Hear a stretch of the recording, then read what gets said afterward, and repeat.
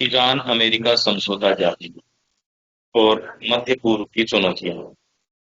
फरवरी के अंत में आरंभ हुए ईरान अमेरिका इजरायल संघर्ष को स्थायी रूप से समाप्त करने के प्रयास में इस सप्ताह एक महत्वपूर्ण कूटनीतिक पहल सामने आई। ईरान और अमेरिका के बीच 14 बिंदुओं वाला एक समझौता ज्ञापन मेमोरेंडम ऑफ अंडरस्टैंडिंग एमओयू तैयार किया गया, जिसका उद्देश्य युद्ध विराम की वर्तमान स्थिति को एक व्यापक और स्थायी समझौते में परिवर्तित करना है। यह दस्तावेज अभी तक दोनों देशों द्वारा किसी आधिकारिक सरकारी वेबसाइट पर सार्वजनिक रूप से जारी नहीं किया गया है। हालांकि ईरान के राष्ट्रपति मसूद पेजेश्कियन की ओर से इसका पाठ साझा किया गया, जबकि अमेरिकी प्रशासन ने इस मसौदे ड्राफ्ट को अमेरिकी कांग्रेस के समक्ष विचारार्थ भेजा है। इस कारण यह दस्तावेज सार्वजनिक चर्चा का विषय तो बन गया है, किंतु अभी इसे औपचारिक रूप से प्रकाशित ऑफिशियली पब्लिश्ड समझौता नहीं कहा जा सकता। प्रारंभिक योजना के अनुसार इस समझौते पर शुक्रवार को स्विट्जरलैंड में हस्ताक्षर होने थे, किंतु बाद में फ्रांस में आयोजित G7 बैठक के दौरान राष्ट्रपति ट्रंप द्वारा इस मसौदे पर हस्ताक्षर किए गए। इस 14 बिंदु प्रारूप में ईरान ने परमाणु हथियार विकसित न करने की प्रतिबद्धता व्यक्त की है, जबकि अमेरिका ने ईरान के पुनर्निर्माण, रिकंस्ट्रक्शन और आर्थिक विकास के लिए $300 अरब तक की योजना विकसित करने का आश्वासन दिया है। साथ ही संवर्धित यूरेनियम, एनरिच्ड यूरेनियम के भंडार, प्रतिबंधों, सैंक्शंस की समाप्ति, होर्मुज जल डमरू मध्य की व्यवस्था तथा मतलब वो भंडार की समाप्ति है। मतलब क्लियर को यहाँ समाप्ति दोनों की है। भंडार और सैंक्शंस दोनों की है। मेन चीज तो भंडार की बात है। फिलहाल कभी भी तैयार होनी है, ये माना है कि लड़ाई सारी इसीलिए हो रही है इस साल से। लड़ाई की जड़ तो यही थी ना।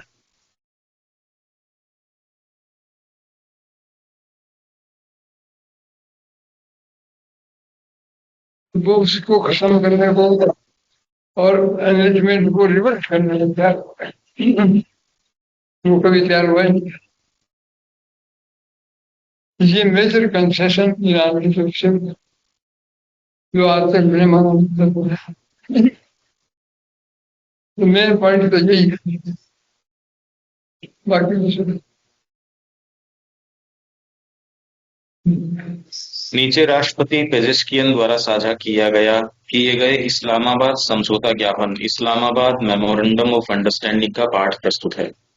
ईरान का इस्लामी गणराज्य और संयुक्त राज्य अमेरिका तथा वर्तमान युद्ध में उनके सहयोगी एलाइज इस समझौता ज्ञापन एमओयू पर हस्ताक्षर करके सभी मोर्चों पर, जिसमें लेबनान भी सम्मिलित है, सैन्य अभियानों की तत्काल एवं स्थायी समाप्ति की घोषणा करते हैं। वे यह भी वचन देते हैं कि अब से वे एक दूसरे के विरुद्ध किसी भी युद्ध अथवा सैन्य कार्रवाई का आरंभ नहीं करेंगे तथा एक दूसरे के विरुद्ध बल प्रयोग अथवा बल प्रयोग की धमकी से परहेज करेंगे। साथ ही वे लेबनान की क्षेत्रीय अखंडता, टेरिटोरियल इंटीग्रिटी और संप्रभुता, सोवरेनिटी सुनिश्चित करेंगे। अंतिम समझौता इस युद्ध की सभी मोर्चों पर, जिसमें लेबनान भी सम्मिलित है, स्थायी समाप्ति तथा इस अनुच्छेद के अन्य प्रावधानों की पुष्टि करेगा। ईरान का इस्लामी गणराज्य और संयुक्त राज्य अमेरिका एक दूसरे की संप्रभुता तथा क्षेत्रीय अखंडता का सम्मान करने तथा एक दूसरे के आंतरिक मामलों में हस्तक्षेप न करने का वचन देते हैं। ईरान का इस्लामी गणराज्य और संयुक्त राज्य अमेरिका अधिकतम 60 दिनों की अवधि में, जिसे आपसी सहमति म्यूचुअल कंसेंट से बढ़ाया जा सकता है, अंतिम समझौते पर वार्ता करने और उसे संपन्न करने के लिए प्रतिबद्ध हैं।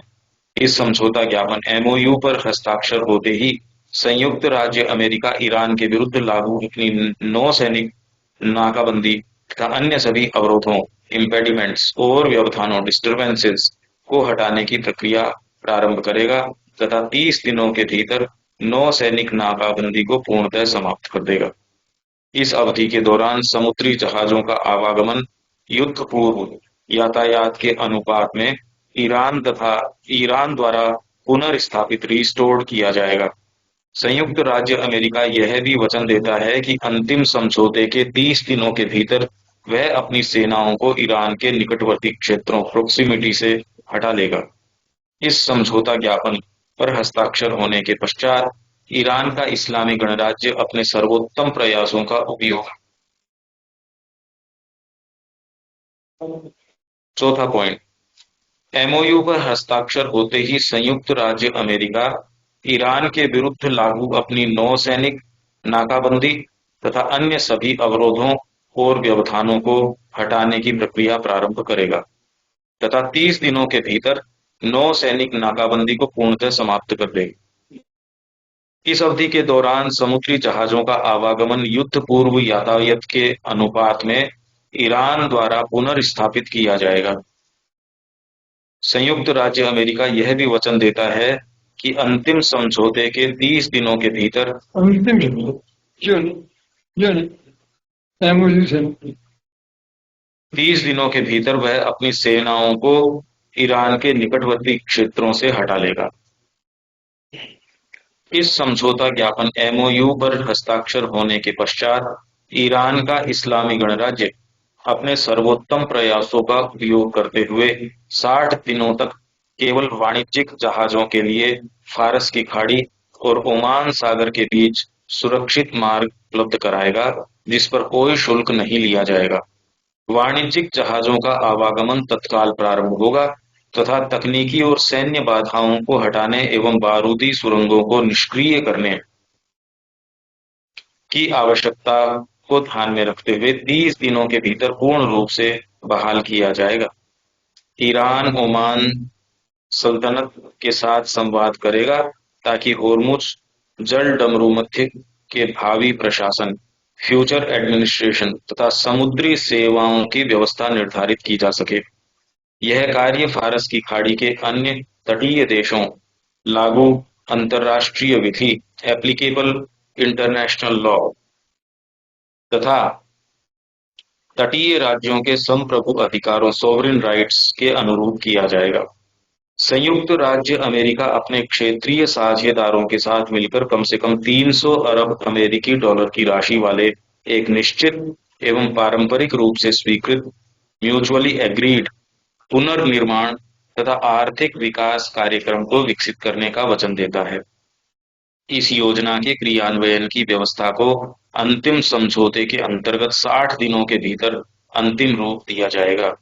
इस योजना से संबंधित सभी वित्तीय लेन-देन के लिए आवश्यक लाइसेंस, छूट और अनुमतियां संयुक्त राज्य अमेरिका द्वारा प्रदान की जाएंगी। संयुक्त राज्य अमेरिका ईरान के इस्लामी गणराज्य के विरुद्ध लगाए गए सभी प्रकार के प्रतिबंधों सैंक्शंस को समाप्त करने का वचन देता है। इनमें संयुक्त राष्ट्र सुरक्षा परिषद के प्रस्ताव, अंतर्राष्ट्रीय परमाणु ऊर्जा एजेंसी और गवर्नर्स बोर्ड के प्रस्ताव तथा अमेरिका द्वारा लगाए गए सभी एक पक्षीय यूनिलैटरल प्राथमिक और द्वितीयक सेकेंडरी प्रतिबंध सम्मिलित होंगे। इन प्रतिबंधों को अंतिम समझौते के अंतर्गत एक सहमत समय सारिणी एग्रीड शेड्यूल के अनुसार समाप्त किया जाएगा। ईरान का इस्लामी गणराज्य और संयुक्त राज्य अमेरिका इस बात को स्वीकार करते हैं कि प्रतिबंधों की समाप्ति टर्मिनेशन ऑफ सैंक्शंस अत्यंत महत्वपूर्ण विषय है और वे इस पर शीघ्र वार्ता करके पारस्परिक सहमति म्यूचुअल एग्रीमेंट तक पहुंचने की अपनी इच्छा व्यक्त करते हैं। ईरान का इस्लामी गणराज्य पुनः पुष्टि रीअफर्म करता है कि वह परमाणु हथियारों को न तो प्राप्त करेगा और न ही उनका विकास करेगा। ईरान का इस्लामी गणराज्य और संयुक्त राज्य अमेरिका इस बात पर सहमत हैं कि संवर्धित परमाणु सामग्री एनरिच मटेरियल के मौजूदा भंडार, स्टोक पाइल्ड मटेरियल के निस्तारण डिस्पोजिशन का समाधान एक ऐसे तंत्र मैकेनिज्म के माध्यम से किया जाएगा जिस पर दोनों पक्ष पारस्परिक सहमति म्यूचुअल एग्रीमेंट से निर्णय करेंगे। यह प्रक्रिया अनुच्छेद 7 में उल्लिखित समय सारिणी शेड्यूल के अनुरूप होगी।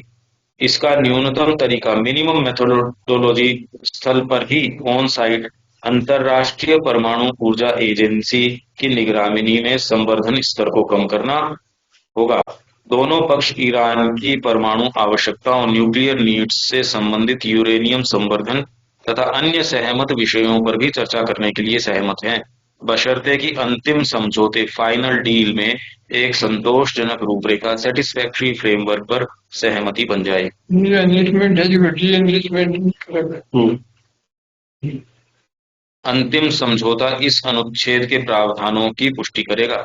ईरान और संयुक्त राज्य अमेरिका स्वीकार करते हैं कि ऊपर उल्लिखित परमाणु विषय अत्यंत महत्वपूर्ण हैं तथा वे इन विषयों पर शीघ्र वार्ता कर पारस्परिक सहमति तक पहुंचने की अपनी मंशा व्यक्त करते हैं। अंतिम समझौते के संपन्न होने तक ईरान का इस्लामी गणराज्य और संयुक्त राज्य अमेरिका यथास्थिति स्टेटस को बनाए रखने पर सहमत है। ईरान अपने वर्तमान परमाणु कार्यक्रम की यथास्थिति बनाए रखेगा, जबकि संयुक्त राज्य अमेरिका कोई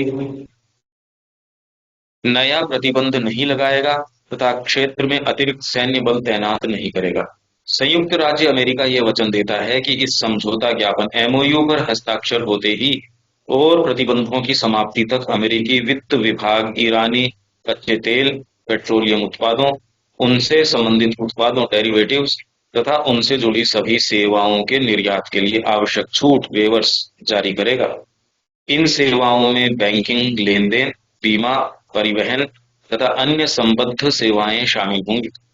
संयुक्त राज्य अमेरिका ईरान के इस्लामी गणराज्य की सभी जमी हुई फ्रोजन तथा प्रतिबंधित रेस्ट्रिक्टेड निधियों फंड्स और परिसंपत्तियों एसेट्स को पूर्ण रूप से उपयोग हेतु उपलब्ध कराने का वचन देता है। इस समझौता ज्ञापन के लागू होने के पश्चात संयुक्त राज्य अमेरिका और ईरान इन निधियों की रिहाई से संबंधित प्रतिक्रियाओं पर पारस्परिक सहमति बनाएंगे।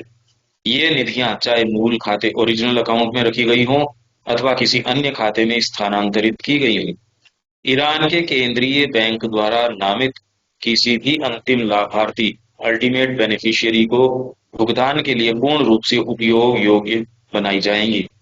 संयुक्त राज्य अमेरिका इस उद्देश्य के लिए आवश्यक सभी लाइसेंस और प्राधिकरण जारी करने का वचन देता है। ईरान का इस्लामी गणराज्य और संयुक्त राज्य अमेरिका इस बात पर सहमत हैं कि इस समझौता ज्ञापन के सफल क्रियान्वयन तथा भविष्य के अंतिम समझौते के अनुपालन की निगरानी के लिए एक कार्यकारी तंत्र स्थापित किया जाएगा।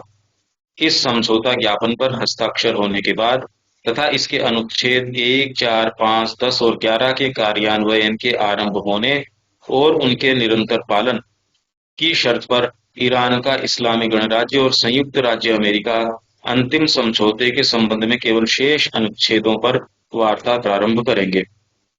अंतिम समझौते का अनुमोदन संयुक्त राष्ट्र रक्षा परिषद के एक बाध्यकारी प्रस्ताव बाइंडिंग रेजोल्यूशन द्वारा किया जाएगा। इस समझौते के ऐसे बहुत से बिंदु हैं जो अस्पष्ट हैं, जिन पर हम विचार करेंगे। इस समझौते की सबसे कमजोर कड़ी उसका पहला बिंदु प्रतीत होता है। इसमें लेबनान सहित सभी मोर्चों पर युद्ध की स्थायी समाप्ति की बात कही गई है, जबकि इस व्यवस्था में इजराइल की सहमति स्पष्ट रूप से दिखाई नहीं देती। जिस पक्ष को लेबनान मोर्चे पर अपने सैन्य अभियान को रोकना है, वह न तो इस समझौते का प्रत्यक्ष पक्षकार है और न ही उसने इसके अनुरूप अपने अभियान को समाप्त करने की कोई सार्वजनिक प्रतिबद्धता व्यक्त की है। 19 जून को इजराइल और लेबनान के बीच संघर्ष विराम का समझौता हुआ, लेकिन इसके 24 घंटे के भीतर ही इजराइल ने उत्तरी लेबनान में हिजबुल्लाह के कथित ठिकानों पर हमला किया। इजराइल का कहना था कि इन्हीं क्षेत्रों से हिजबुल्लाह ने उस पर रॉकेट हमला किया था, जिसमें उसके 5 सैनिक मारे गए थे। इजराइल पहले ही यह संकेत दे चुका है कि वह आत्मरक्षा के नाम पर हिजबुल्लाह के विरुद्ध अपना अभियान तब तक जारी रखेगा जब तक वह हिजबुल्लाह को समाप्त न कर दे। इन घटनाओं के बीच 20 जून को ईरान ने हॉर्मुज जल डमरू मध्य को पुनः बंद करने की घोषणा की, यद्यपि अमेरिका ने इस दावे से इनकार किया है। इस कमजोर कड़ी को समझने के लिए कुछ आवश्यक बातों पर विचार करना होगा। एक, ईरान हिजबुल्लाह पर हो रहे हमलों को अमेरिका पर दबाव बनाने के एक साधन के रूप में उपयोग कर इजराइल को रोकने की कोशिश कर रहा। अमेरिका भी इस दबाव को महसूस करता दिखाई दे रहा है और अप्रत्यक्ष रूप से अपेक्षाकृत नरम स्वर में इजराइल से केवल उन ठिकानों पर कार्रवाई करने की अपेक्षा कर रहा है जहां हिजबुल्लाह की उपस्थिति हो तथा आम नागरिकों को न्यूनतम क्षति पहुंचे। लेकिन इजराइल की विपक्षी पार्टियां और वहां की जनता इस समझौते का बिल्कुल समर्थन नहीं करती। वे इस बात को लेकर कृत संकल्पित हैं कि अपनी रक्षा के लिए हिजबुल्लाह को समाप्त किए बिना हम नहीं रुकेंगे। यह बात मीडिया में चल रही इस धारणा को खारिज करती है कि नेतन्याहू दबाव में है। वहां सरकार बदलने पर इस मसले का रुख बदल सकता है, लेकिन चाहे जिसकी भी सरकार आए, पूरा इजराइल अपनी रक्षा के लिए दृढ़ निश्चयी है और किसी के दबाव में झुकने वाला नहीं है। इसी कारण यह मान लेना कठिन है कि केवल बाहरी दबाव या किसी समझौते के कारण इजराइल अपने अभियान को रोक देगा। इससे पहले भी नेतन्याहू के अमेरिकी राष्ट्रपतियों से मतभेद हुए थे, लेकिन उन्होंने अपने सही उद्देश्य से कभी समझौता नहीं किया। इस प्रकार एमओयू के प्रथम बिंदु का व्यावहारिक क्रियान्वयन अत्यंत कठिन दिखाई देता है। दो दूसरी आवश्यक बात यह है कि इस पूरे घटनाक्रम में वास्तविक समस्या पर पर्याप्त ध्यान नहीं दिया जा रहा है। सार्वजनिक चर्चा का केंद्र वही बना रहा है जिसे ईरान प्रमुखता से सामने लाना चाहता है। अमेरिका और यूरोपीय देशों में इजराइल के हमले और लेबनान में मरने वालों की संख्या नजर आ रही है। वे न तो लेबनान की सरकार का पक्ष समझने को तैयार हैं और न ही इजराइल की समस्या को समझ पा रहे हैं। इससे वास्तविक समस्या की जड़ अर्थात ईरान समर्थित आतंकवादी संगठन हिजबुल्लाह बच निकल रहा है। लेबनान की सरकार इजराइल को अपना दुश्मन नहीं मानती, बल्कि ईरान और उसके समर्थित हिजबुल्लाह को मानती है। उसका कहना है कि ईरान अपनी मंशा की पूर्ति के लिए लेबनान की धरती का उपयोग हिजबुल्लाह के माध्यम से कर रहा है और उसे बर्बाद कर रहा है। इस प्रकार वे देश की इस भयानक अवस्था के लिए हिजबुल्लाह और ईरान को जिम्मेदार मानती है और दबे स्वर में वह इजराइल की शुक्रगुजार भी है। इजराइल की समस्या की बात हम ऊपर कर ही चुके हैं, लेकिन अमेरिका या यूरोपीय देश ईरान के इस प्रायोजित आतंकवाद स्पॉन्सर्ड टेररिज्म अर्थात हिजबुल्लाह को गलत नहीं ठहरा रहे। यदि ईरान अपने इस एजेंडा में सफल होता है, तो इन देशों द्वारा आतंकवाद का अप्रत्यक्ष समर्थन कहा जाना गलत नहीं होगा।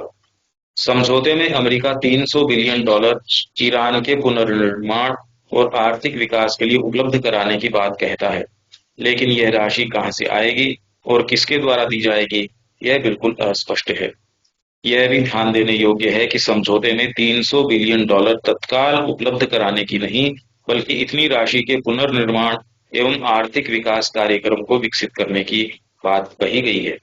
समझौते में केवल इतना कहा गया है कि अमेरिका अपने क्षेत्रीय साझेदारों के साथ मिलकर इस योजना को विकसित करेगा, किंतु इसमें यह स्पष्ट नहीं किया गया है कि इस राशि का वास्तविक स्रोत कौन होगा और इसका वित्तीय भार कौन वहन करेगा।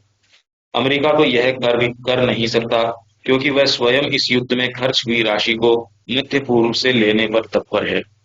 इसलिए अधिक संभावना यही है कि यह राशि मध्य पूर्व के देशों को ही वहन करनी पड़े। इसके अतिरिक्त यह प्रश्न भी महत्वपूर्ण है कि यदि इस योजना का वित्तीय भार वास्तव में मध्य पूर्व के देशों को उठाना है, तो क्या वे इसके लिए तैयार होंगे? युद्ध के दौरान अनेक क्षेत्रीय देशों ने ईरान की नीतियों और उसके समर्थित संगठनों को लेकर गंभीर चिंताएं व्यक्त की हैं। ऐसी स्थिति में यह स्पष्ट नहीं है कि वे ईरान के पुनर्निर्माण के लिए इतनी बड़ी आर्थिक जिम्मेदारी स्वीकार करने को कितने इच्छुक होंगे। इस प्रकार $300 बिलियन की घोषणा जितनी प्रभावशाली दिखाई देती है, उसके वित्तीय स्रोत, क्रियान्वयन और राजनीतिक स्वीकार्यता को लेकर उतने ही प्रश्न अभी भी अनुत्तरित हैं। एमओयू का सबसे महत्वपूर्ण बिंदु यह है कि ईरान परमाणु हथियार प्राप्त या विकसित नहीं करेगा। साथ ही उसके पास मौजूद संवर्धित यूरेनियम के भंडार के निस्तारण के लिए दोनों पक्षों द्वारा एक सहमत तंत्र एग्रीड मैकेनिज्म विकसित किया जाएगा। इन 60 दिनों के दौरान यह तय किया जाएगा कि ईरान के वर्तमान संवर्धित यूरेनियम भंडार का निस्तारण किस प्रकार किया जाएगा और यह प्रक्रिया कितने समय में पूरी होगी। एमओयू में केवल इतना कहा गया है कि न्यूनतम स्तर पर अंतर्राष्ट्रीय परमाणु ऊर्जा एजेंसी की निगरानी में उसके संवर्धन स्तर को कम किया जा सकता है, लेकिन 2015 में लगाए गए प्रतिबंधों के बावजूद ईरान द्वारा परमाणु क्षमता प्राप्त करने के निरंतर प्रयास पर अविश्वास उत्पन्न करते हैं। वास्तविक समाधान क्या हो सकता है? यह समझौता कुछ समय के लिए राहत दे सकता है, लेकिन इससे मूल समस्या समाप्त होती नहीं दिखाई देती। ईरान पर लगी पाबंदियां हटने और उसकी फ्रीज की गई संपत्तियां वापस मिलने के बाद वह उनका उपयोग किस प्रकार करेगा, यह एक बड़ा प्रश्न चिन्ह बना हुआ है। उसने हिजबुल्लाह को संकेत दिया है कि संसाधन उपलब्ध होने पर उसकी फंडिंग बढ़ाएगा। इसके अतिरिक्त यानी हाँ, लिखिड़ो तो यही है कि हाँ, ये है क्या? तो फिर अब इजराइल कैसे मान लेगा? इसको पैसे दिलाओ और आप टेररिस्ट, अभी आप पाकिस्तान में जो टेररिस्ट फैला रहे हैं, हिंदुस्तान एग्री हो जाएगा कि उनको फंडिंग करो। वो हमारे आदमी को आके मारे। लेबनान से आएगा इस बात को? नो, कोई जाएगा? तो लेबनान में 50% क्रिश्चियन है, वो बहुत ज्यादा प्रताड़ित। जैसी अपनी टीएमसी है ना, वसूल कर वैसे वसूली करते हैं। मतलब हिजबुल्लाह वैसे वसूली करता है हर पब्लिक, न मुसलमानों को छोड़ता है, क्रिश्चियन को तो छोड़ता है, लगातार वसूली करते हैं। तो ईरान के पास कहाँ पैसे दे देने के लिए? बोले वसूली करो, धंधा चलाओ। ये लेबनान में वसूली कर दो। हमारे से वसूली किससे करें? वो गरीब लोग थे, इनके पास है ही भाई। लेबनान जो है उसमें क्रिश्चियन है 50, उनसे लोग, और जो रिच लोग हैं, उनसे लोग वसूली करो। अब ये हमारे नाम है, तो ईरान को थोड़ा सारा ही बदलना पड़ेगा। अगर वो टेररिज्म को नहीं रोकता तो ये कुछ भी नहीं।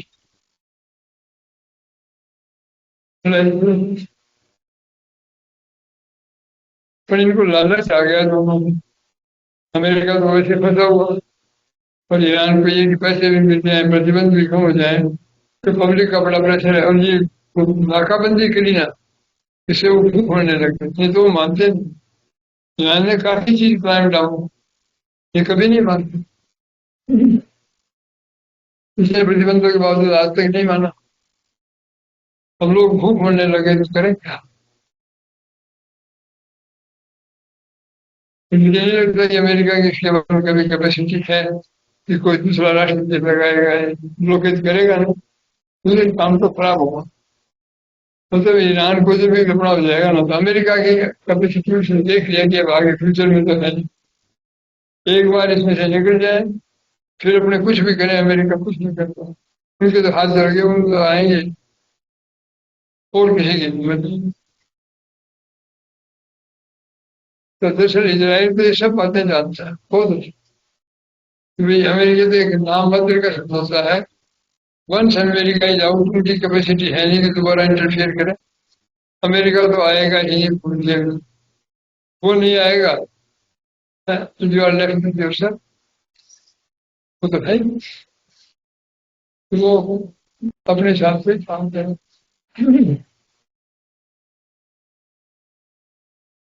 वो तो अपना इजराइल टेररिज्म जब तक रखेगा ना, उसके तो लड़ाई होगी।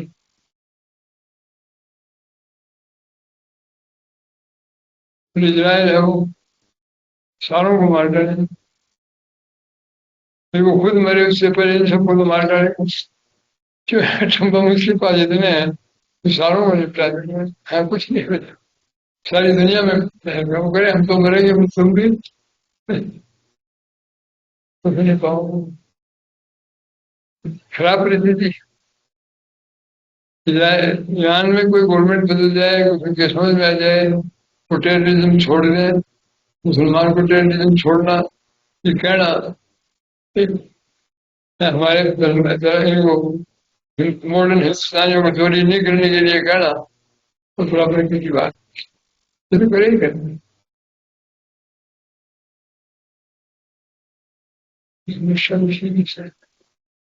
इसके अतिरिक्त इराक में उसके प्रभाव वाले एक मिलिशिया समूह सक्रिय बताए जाते हैं, जो क्षेत्र में उसके हितों को आगे बढ़ाने का कार्य कर रहे हैं।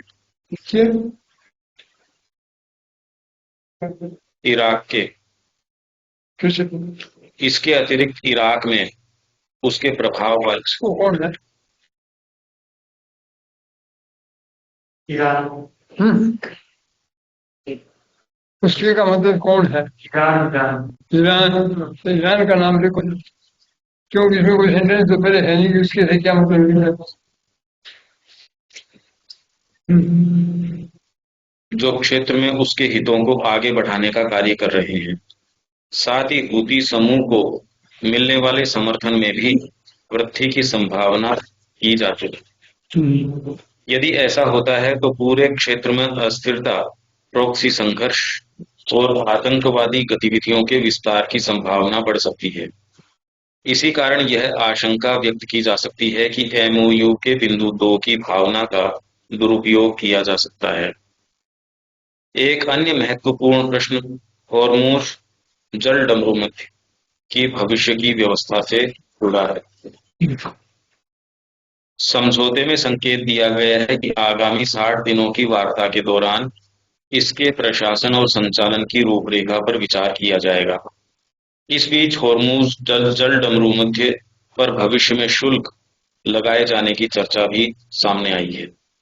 इस विषय पर ट्रंप की प्रतिक्रिया भी समाधान से अधिक अमेरिकी हितों पर केंद्रित दिखाई देती है।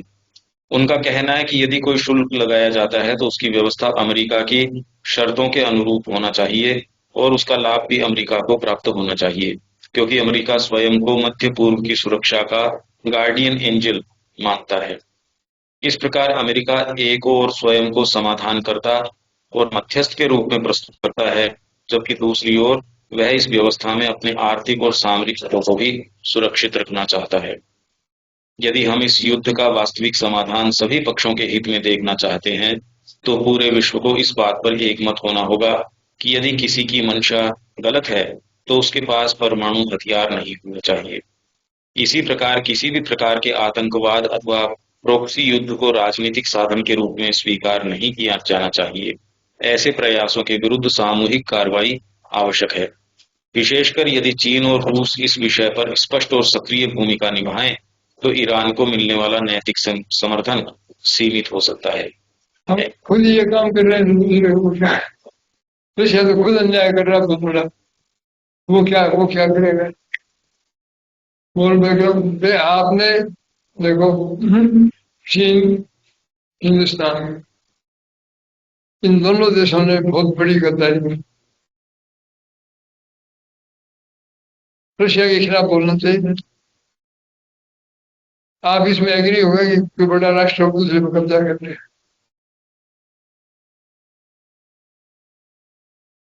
भाई क्या समझौता करके उससे आपने हथियार ले लिए, पैसे ले लिए कि भाई ये कर लो, और फिर आप उस पर हमला करते, भाई हम आपकी रक्षा करेंगे, आपको हथियार की इनकी जरूरत नहीं। उसने कहा नहीं, हमारे लिए तो भारी है, ये हमें दे दो, दे दिया। उसके बाद में आप हमला कर रहे हो और उसका ये विरोध करने को तैयार नहीं।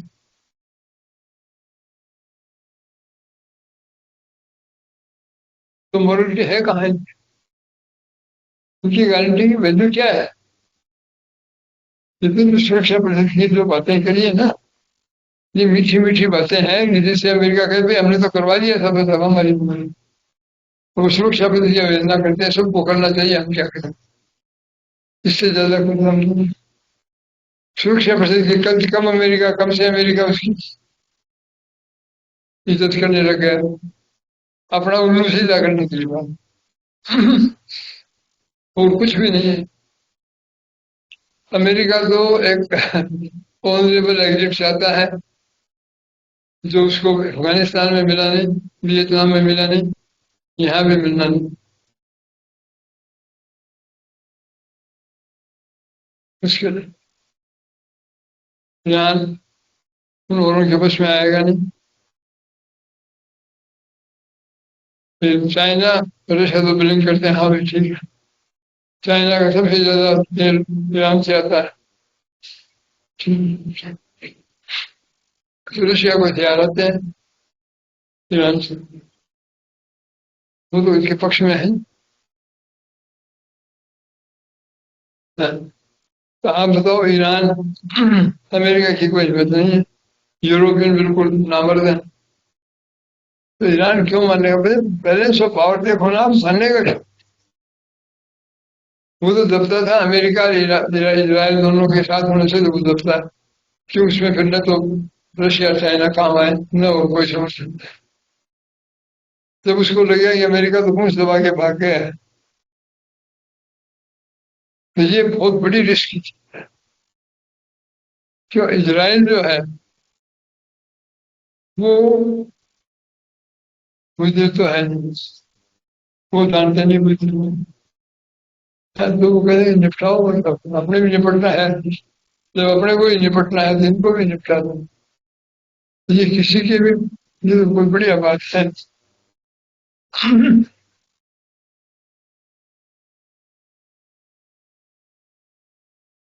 मुझे नहीं लगता कि अमेरिका न्यूट्रल रह सकता है,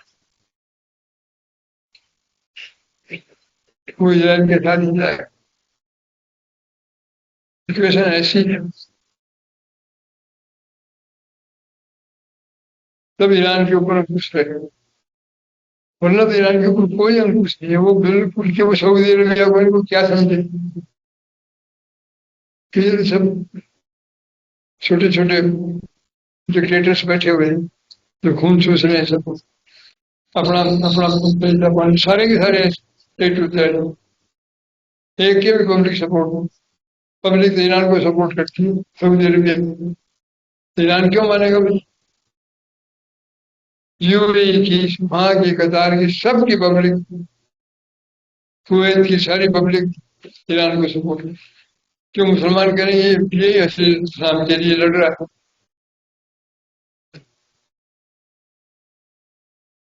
तो ईरान रुकने वाला नहीं। अगर अमेरिका हुकूमत दबा के भागने की तैयारी में है, भाग पाता है तो उनके ध्यान में है। मोहम्मद साहब ने कहा कि कोई ऐसी परिस्थिति हो तो दब के फैसला कर लेना चाहिए, फिर मौका पड़ते ही मार डालो कार्य को। हिंदुस्तान में सारा यही किया, देख लो। जब भी समझौता किया मुसलमान ने, कुछ हो गया नहीं किया। क्यों? उन्होंने कहा हजरत ने कही रखा, काफिरों से क्या समझौता? अपने को शूट करता कर लो, फिर मार डालो। वो तो इस्लाम के हिसाब से तो सही काम कर लो। तो सिचुएशन तो ये जरा मुश्किल है। इसमें पॉजिटिव बात इतनी है कि मुश्किल है कि अमेरिका इजराइल के खिलाफ, वो ईरान से हो तो वो न्यूट्रल रह पाएगा। नहीं, और अगर इसको, इसका एनरिचमेंट अगर दोबारा रिवर्स कर देते हैं ये, तो फिर तो ईरान को तैयार करने में 20-25-30 साल का समय मिलता है। इसकी समस्या है, वो बात मैं नहीं कर रहा हूँ। ये तो टेररिज्म फैलाएंगे आप ये करेंगे। अभी भी टेररिज्म, अभी तक उनके पास एटम बम तो था ही नहीं, प्रॉब्लम तो वही थी ना। और उनको फंड भी मिल जाएंगे, पैसे मिलेंगे, तेल भी आराम से बेचेंगे, तो टेररिज्म में तो खूब फाइनेंस करेंगे। तो हिंदुस्तान में जो टेररिज्म फैला मुसलमानों का, समझ गए, वो ऑयल से ही तो आया पैसा, ठीक है ना? या तो मुसलमान वहां गए, उनको पैसा मिला उसमें है, या ऑयल से आया, ईसाई मिशनरियों ने पैसा दिया, उससे कन्वर्सन हुआ। ये पैसे से जरूर होते हैं। तो ईरान के पास पैसा आएगा तो वो सारे को टेररिज्म फैलाएगा ना। ये जो अरब कंट्रीज है, सारे डिक्टेटर्स से पब्लिक का कोई लेन देन नहीं, न जॉर्डन में है, ना उसमें है, ना उसमें कहीं भी है। ये सारे इनसिक्योर है। भाई ईरान ने ये समझ लिया कि अपने क्या है, इस्लाम के लिए लड़ रहे हैं, उसके लिए लड़ने, तो ये शिया सुन्नी का भेज भी गया। अब ये हो गया, यहाँ रिवोल्यूशन हुआ। कुवैत, सऊदी अरबिया, यूएई, सब जगह मुसलमान ईरान पूरे हिंदुस्तान शिया सुन्नी सारे। तो मुसलमान तो उसको सपोर्ट करेंगे जो इस्लाम के लिए टेररिज्म फैला रहे, सीधी सी बात। ये मेंटलिटी एवरेज मुसलमान की, तो ये समस्या हल कैसे उनके मन में तो नहीं। क्रिश्चियन से हिंदू ये जो है, इनको पैसा दे दो कुछ भी कर दो, इनकी कोई जमीर है। बुद्धिस्ट है उनके, क्रिश्चियंस के, हिंदुओं की कोई जमीर नहीं। पैसा है इनके लिए तो माँ बाप, पैसे में फोर्स हो तो इनकी। क्रिश्चियन इस कदर पैसे के स्वार्थ के गुलाम हो गए हैं कि हिंदुओं जितना तो नहीं है, उससे तो बेटर है वो, इतना तो कोई नहीं है, यहाँ तो बिल्कुल ही है। अब बर्मा है, बुद्धिस्ट भी इतने ज्यादा नहीं, उन्होंने भी मार मूर के निकाल ही दिया रोहिंग्या को, फलाने को, वो टोलरेट नहीं करते।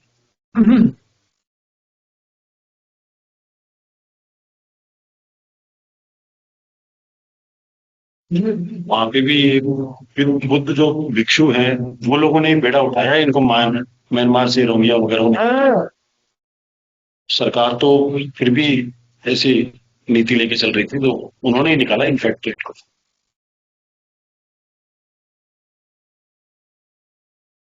यहाँ ये मोड़े जो है, वो सारे शोर मकार है, पैसे चाहिए, इनमें कुछ नहीं,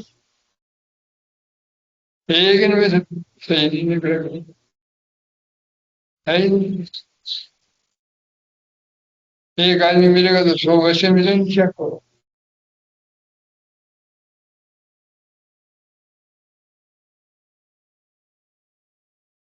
भागवत पढ़ने वाले में हम तो इसलिए ले रहे हैं, तो गोविंद जी के बता दीजिए, सब ये हम तो उस गौशाला में देते हैं, देते हैं सब गौशाला तेरे को फाइनेंस कर दीजिए, क्या मुझे पैसा खर्चा लगता है, पैसा देखो नहीं, हम तो जैसे एक मोटा आदमी नहीं कहता कि मैं खाता हूँ, वैसे ही एक मोटा ये नहीं कहता इन पैसे देता हूँ, मैं हम तो सीखते एक भी नहीं। अब क्या करो आप, ए टू जेड वही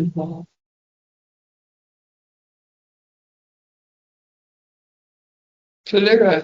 बड़ी अच्छा एनालिसिस है, बहुत अच्छा किया, बहुत बढ़िया किया है। इश्यूज यही है, बाकी तो समझ जाएगा। ये जरूर है कि इजराइल ईरान में इच्छा ये किसी तरह संगुल से निकल जाए, ये उनकी पूरी समस्या है।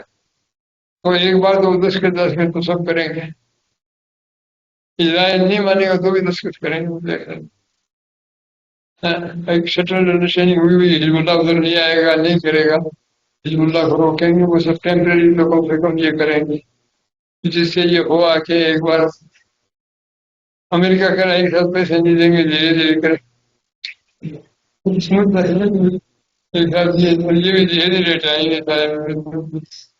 तो देखिए इतनी टाइम निकल जाएगी तो अपने सामने तो होगा नहीं, फिर देखी जाएगा। अब की बार रिपब्लिकन तो आना मुश्किल है।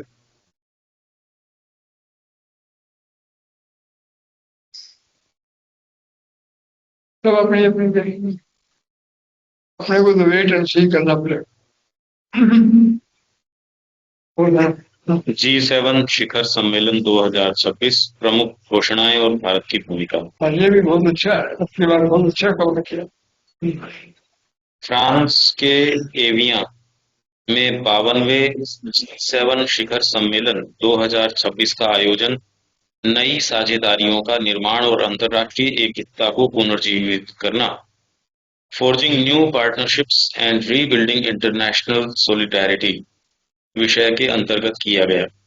सम्मेलन के आउटरीच सत्रों में G7 देशों के अतिरिक्त भारत, ब्राजील, दक्षिण अफ्रीका तथा अन्य देशों और अंतर्राष्ट्रीय संगठनों को भी आमंत्रित किया गया, ताकि विश्व के सामने उपस्थित प्रमुख चुनौतियों पर व्यापक चर्चा की जा सके।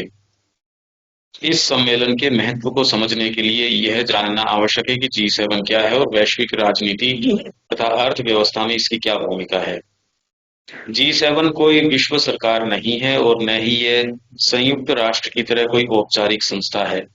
यह किसी संधि पर आधारित संगठन नहीं है तथा इसका कोई स्थायी सचिवालय या औपचारिक प्रशासनिक मुख्यालय भी नहीं है, बल्कि ये दुनिया की 7 प्रमुख विकसित अर्थव्यवस्थाओं का एक समूह है, जिनमें France, Germany, Italy, United kingdom, Japan, संयुक्त राज्य अमेरिका और कनाडा शामिल हैं। हालांकि G7 देश विश्व की केवल लगभग 10% जनसंख्या का प्रतिनिधित्व करते हैं, फिर भी वे वैश्विक नाममात्र जीडीपी का लगभग 43% तथा वैश्विक संपत्ति का एक बड़ा भाग नियंत्रित करते हैं। अंतर्राष्ट्रीय प्रतिबंधों, व्यापारिक नीतियों तथा वैश्विक आर्थिक व्यवस्थाओं को प्रभावित करने की उनकी क्षमता के कारण इनके निर्णय पूरी दुनिया पर प्रभाव डाल सकते हैं।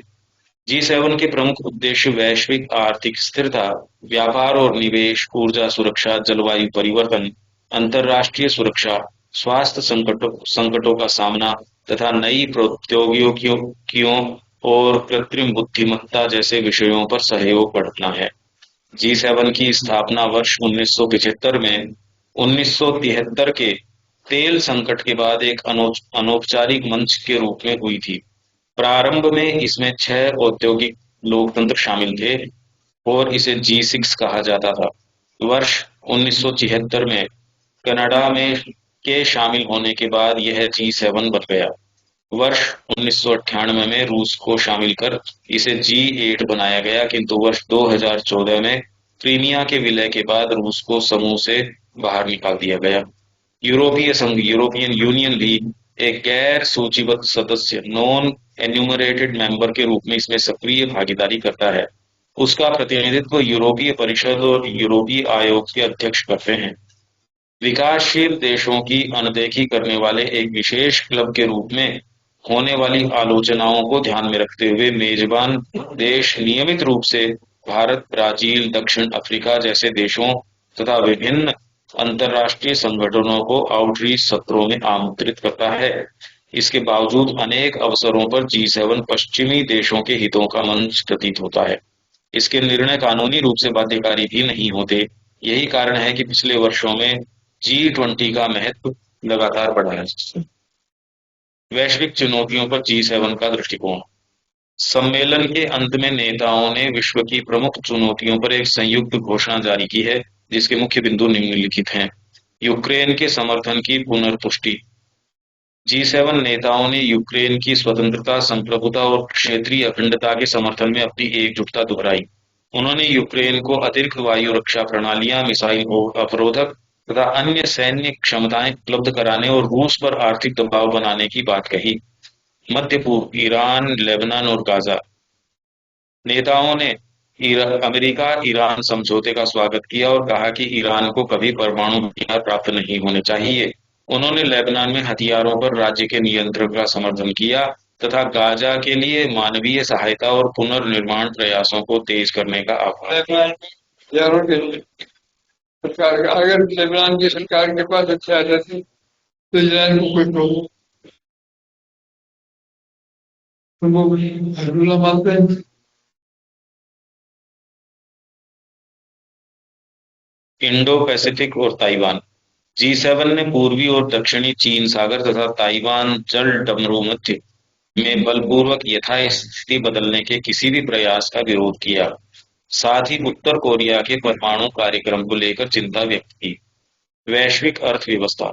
नेताओं ने कहा कि विश्व ऊर्जा, खाद्य, कृषि, आपूर्ति श्रृंखलाओं और व्यापारिक तनावों से प्रभावित हो रहा है। उन्होंने सुरक्षित व्यापार, खुली आपूर्ति श्रृंखलाओं और वैश्विक आर्थिक संतुलन को बढ़ावा देने पर बल दिया।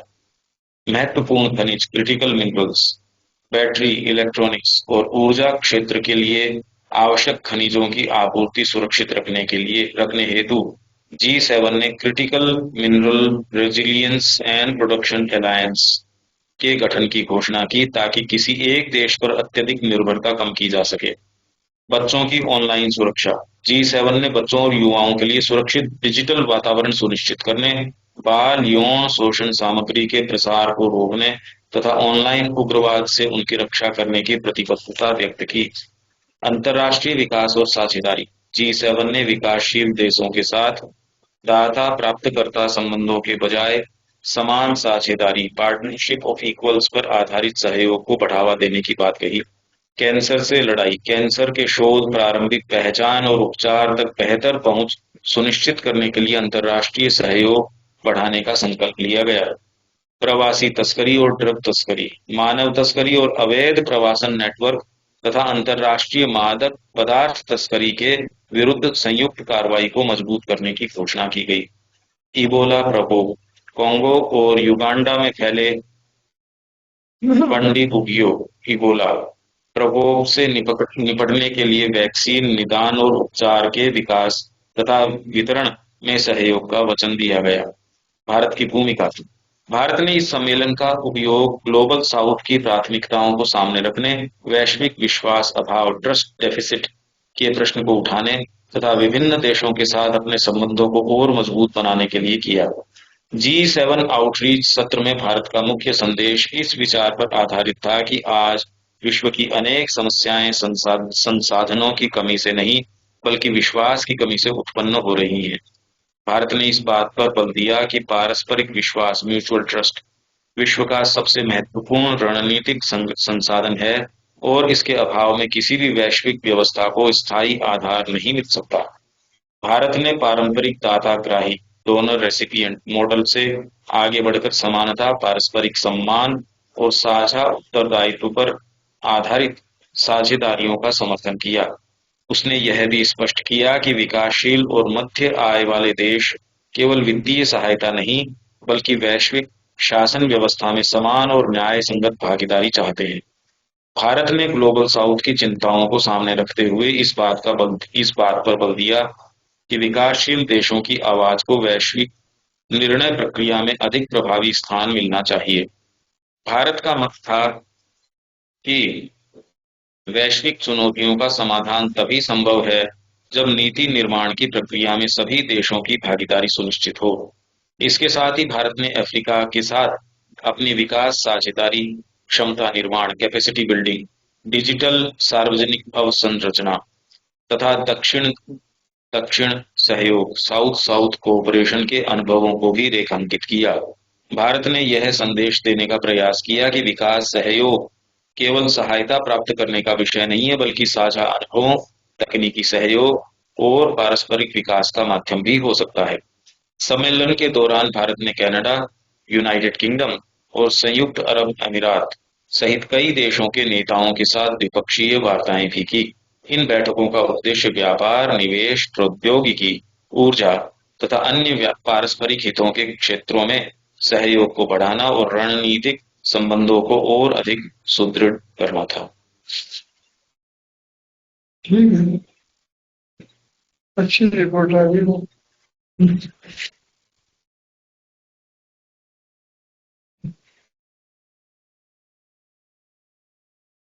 और कोई बात नहीं। नहीं, बस वो अमेरिकन जो डॉलराइजेशन वाली बात थी कि ईरान डॉलर्स में कौन करे, वो सब तो बहुत दूर की बातें रहेगी। अब तो भी मैं तो वो आपकी ट्रेड की जो बात थी वो तो रहेगा कहीं को नहीं बस। डॉलर में नहीं होगा।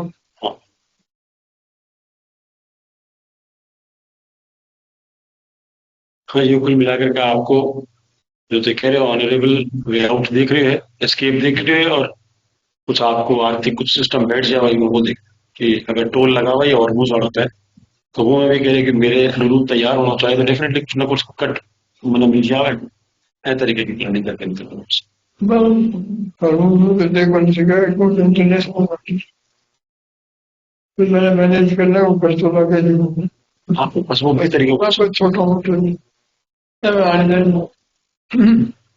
और आपको जो नुकसान हो मॉनेटरी लेवल पे, या ईरान ने जो मदद करने की बात कह रहे हो, इनको कह रहे हो मिडिल ईस्ट से ही वसूल कर लूंगा सारा। तो खर्चा का नाम कोई भी खर्चा अमेरिका मिडिल ईस्ट में करिए यार, जितना भी गया सब सऊदी अरबिया ये लोग कुवैत है, पहले कुवैत ईरान इराक से करे तो कुवैत सारा भी सऊदी अरबिया ने रिस्क ली। सदाम हुसैन तो डिक्टेटर है, गुंडो है, आपने अपना हम लोग कर दिया, आपा कटे पब्लिक के साथ होने आप तो आपको मैनिपुलेट ही तो करा है, पाकिस्तान की मिलिट्री भगा और करके विश्वास तो वाला है कौन? आपकी मिलिट्री को तो विश्वास नहीं हुआ। ये वो कब तक करते हो? पर ईरान ने थोड़ी सी याद आई कि आपने पीछा पीछा लेने आराम के फायदों, यही एक पॉजिटिव चीज है।